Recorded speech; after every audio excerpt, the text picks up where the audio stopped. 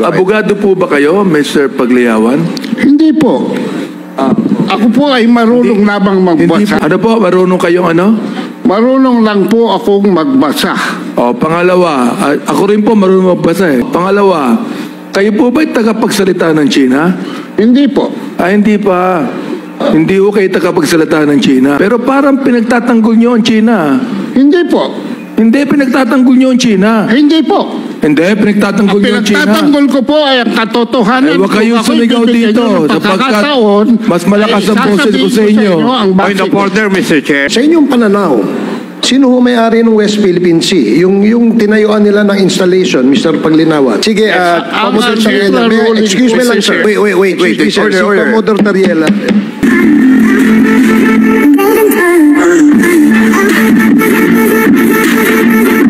Doon ba sa kanilang mga, did they state some facts on, kagaya po nung sinabi ninyo na sinasabi nila na kayo ang talagang traidor dahil kayo ay naniniwala sa Amerika? Tama po ba yun? Yes, Mr. Chair. And did they state some facts or dahilan kung bakit ganun ang kanilang sinabi? They did not support such claim, Mr. Chair. They just mentioned na taksil ako. And for example, for Mr. Ado Paglinawan, he always enjoyed calling me as tonto of Mr. Ray Powell. Is Mr. Paglinawan here? You are Mr. Paglinawan, sir? Opo. Okay, pwede po bang magtanong sa inyo, sir? Ano ho ang inyong posisyon tungkol sa paglalagay ng mga installations or buildings sa West Philippine Sea ng bansang China? Ano po inyong pananaw dyan? Ang pananaw ko po dito ay hindi napipinto sa pro-China o pro-US. Dahil kami po sa Asian Century PH. With all due respects to the Congresswoman from Bataan, ang aming pong panuntunan, kumukuha kami ng mga aligasyon, pina-fact check namin. At kung may diversion, nagbibigay kami ng sarili naming opinion. Yan po ang proseso na aming sinusundan. Sa pagtatayo po ng mga installation ng China dyan, yan po ay batay sa kanilang pananaw. Maaring mali yan sa ating pananaw, pero sa kanilang pananaw, tama sila. Sige po. Sa inyong pananaw, sino ho may-ari ng West Philippine Sea? Yung tinayuan nila ng installation, Mr. Paglinawan. Unang-una po, kailangan bumalik tayo sa basic definition of terms. Nagbanggit po kayo ng West Philippine Sea. Excuse me po, sir. Yun na lang po, para hindi po humaba. Doon na lang po sa area where the Philippines claims ownership on those islands na tinayuan po ng China, ng kanilang mga installations. Ano hong pananaw nyo doon? Tayo po ba may-ari noon o sila? Wala po tinatayo ang China sa mga instalasyon, sa mga lugar na ating inokupa. Doon ho sa Scarborough Shoal, wala ho ba silang tinayo doon? Unang-una po, mismo sa testimonya ni Mr. Tariela, ang may effective control po ng Scarborough Shoal, at ito ang video, ay ang China. Pwede ho bang makahingi niyan, sir? Okay. Pwede pong i-play ito. Sa aspeto po ng international law, ang pinakamataas na antas ng pagpapatupad ng batas ay ang customary law. Yan po ay pinagtitibay ng actual occupation, sustained administrative control, and defense if necessary. Magbibigay po ako ng ehemplo. Noong pong 2012, dito po sa, with all due respects, dito po sa inyong privilege speech, sinight ninyo that the occupation of Scarborough Shoal in 2012 marked a significant turning point, with China asserting historic rights as their justification. Isumiti po natin ito sa fact check.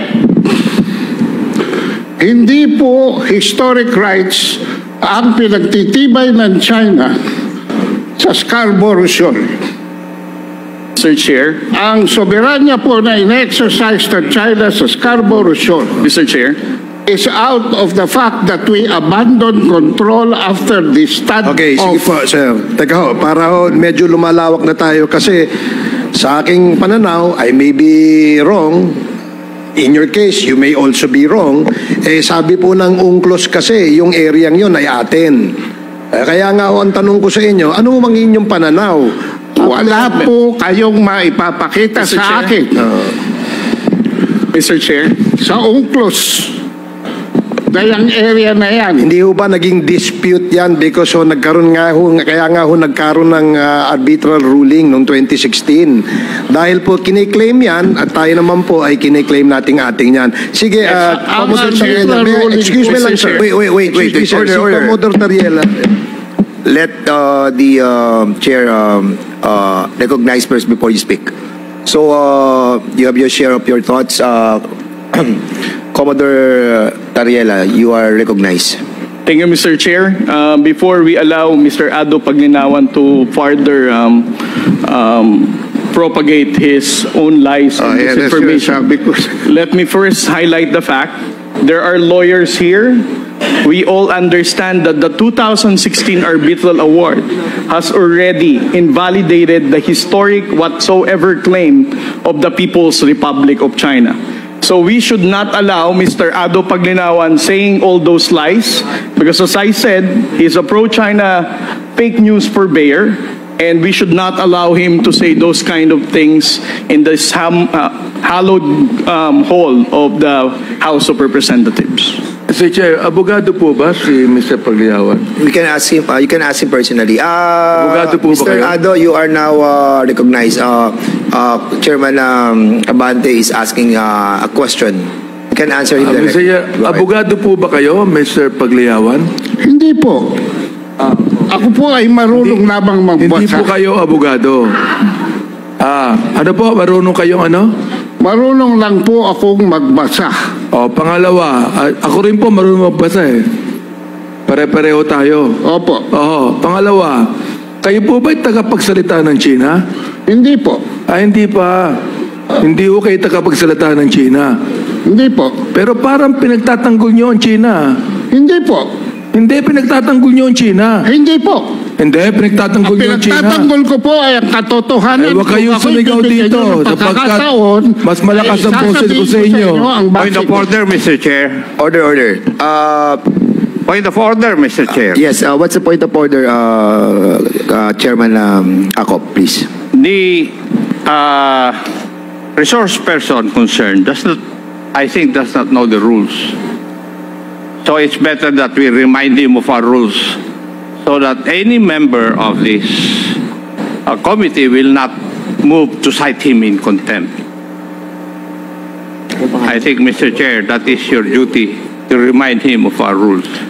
Mr. Ado, please refrain from talking while the members of this committee is still have the floor. So again, Yes, Mr. Mr. Chair. again, wait. This is a reminder to all of us, no, na mga resource persons, no, to answer, sumagot muna kapag nirecognize na po ng chairman para meron po tayong kaayusan sa ating pong hearing. Okay. Okay, for Mr. now, Chairman, the for last now, time I check, I have the floor. Mr. Chair. But I beg, I will... Mr. Chair, agree that- Congressman Ako, please.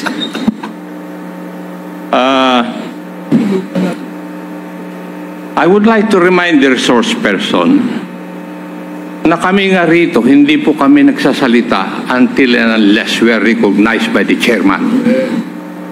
Now, if you're not going to recognize and obey that rule, I'll be compelled to move to cite you in contempt for disrespect. I hope that is understood. Kanina pa ako rito, nakikinig. And if you notice, if I speak, I ask permission from the chair. Why? Because it's the rule. Now, if you are here, you follow the rule. When you are in Rome, do what the Romans do. I hope that is understood. Thank you, Mr. Chair. Meron lang Mr. ako. Chair, Sige, can I- maraming salamat, Congressman Ako, for that manifestation. Congressman Barbers? Yeah, But before you proceed, no? Kasi you still have the floor. Nag-interject lang si Congressman thank you Abante. for reminding me that I have the floor. Yeah, you have the floor. But can you allow me to ask some, I You're just the wanted to be chairman, educated on this because a while ago, Mr. Ado was telling us that he read about the UNCLOS decision. Is it correct to assume that you have read the UNCLOS decision? You can answer. You are Mr. now Chairman, recognized. Yes. bago po masagot ni Mr. Paglinawan yung tanong na yan, meron mo sanang tanong muna na tanungin natin siya, ano ho ba ang inyong expertise? Kayo ba expert? Ano ho bang inyong credentials, sir? So that we would know na... Mr. Chair, Go ahead. ako po ay nagsilbi na diplomat sa Washington, D.C. from 1986 to 1993. Ano pong position niyo po doon, Ako Mr. po Ado? ay special assistant to the ambassador and concurrent press attaché and spokesperson for the embassy, and for 2 years for the UN Office of the Permanent Representative of the Philippines. And who was the ambassador during that time?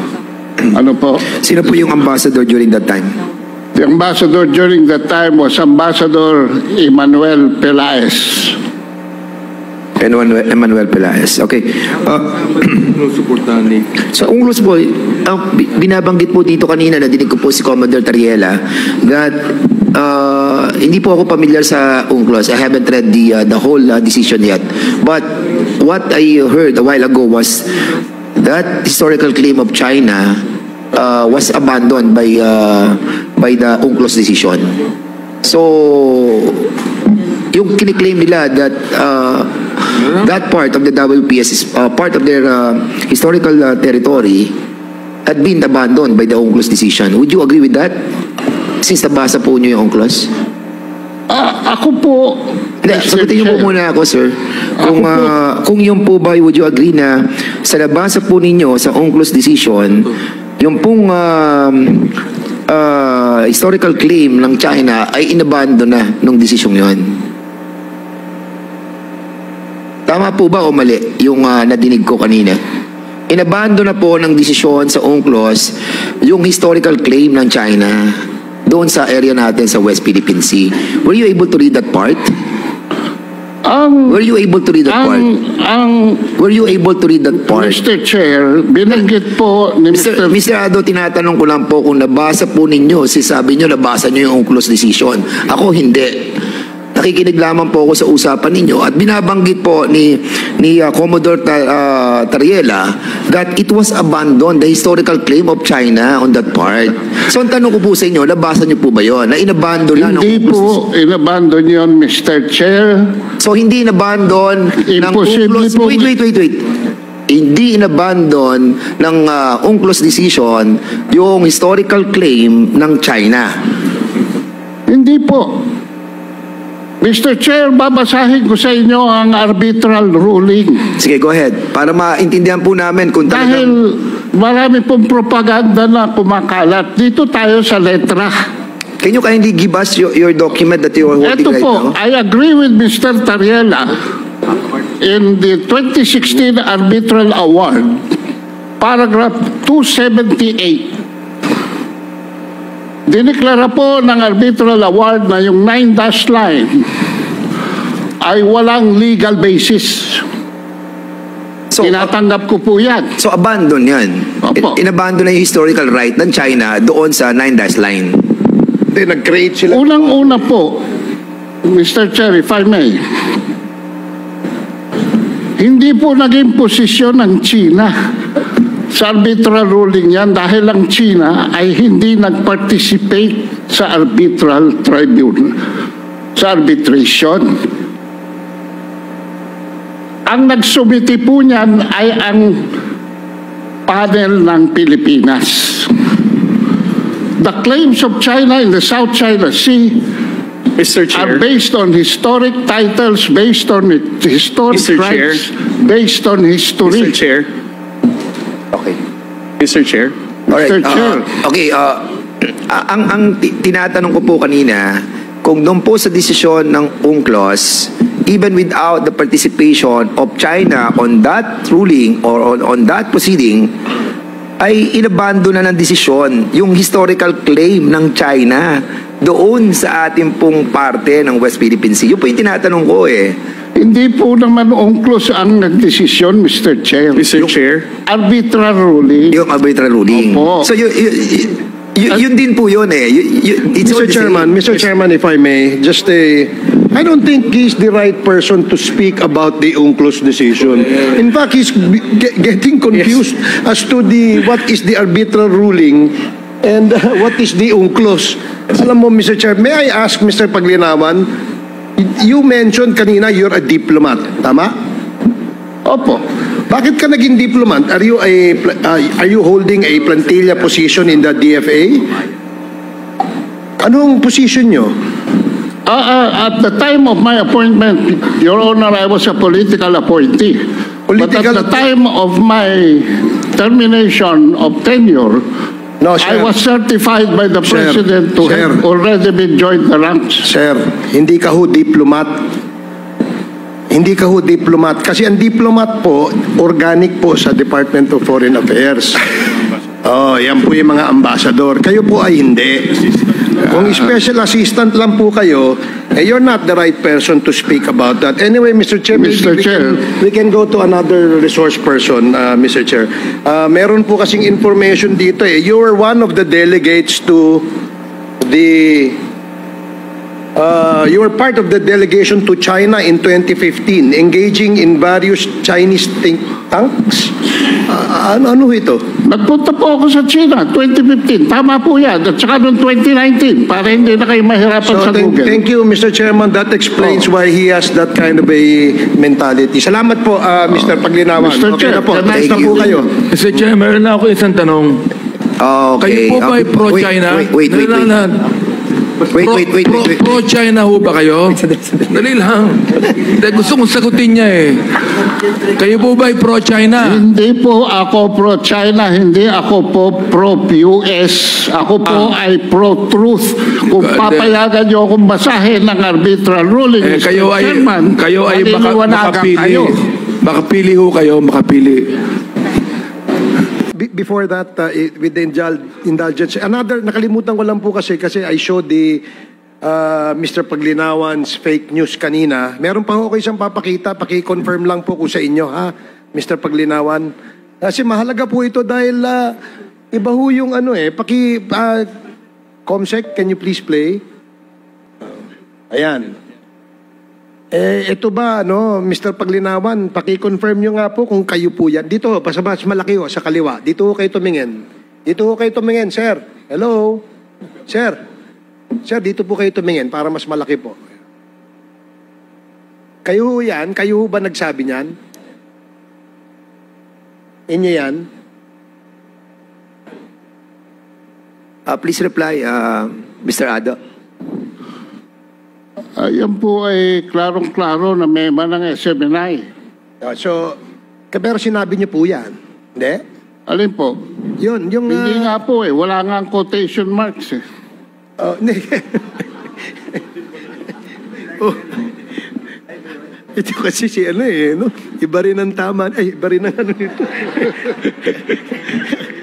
Ano? Senado, live po ba yun? Live? You were interviewed, na-interview po ba kayo ng SMNI about that issue? Ano po? Na-interview po ba kayo ng SMNI tungkol sa issue yun? Live. Ang SMNI po ay nag-interview sa akin siguro 2 to 3 times a month. Sige po, Opo. Mr. Chair, okay na po Wala yan. po ako natatandaan sinabing ganyan. Sige, okay na po, Mr. Chair, thank you. In fact, wala pong quotation marks. Okay.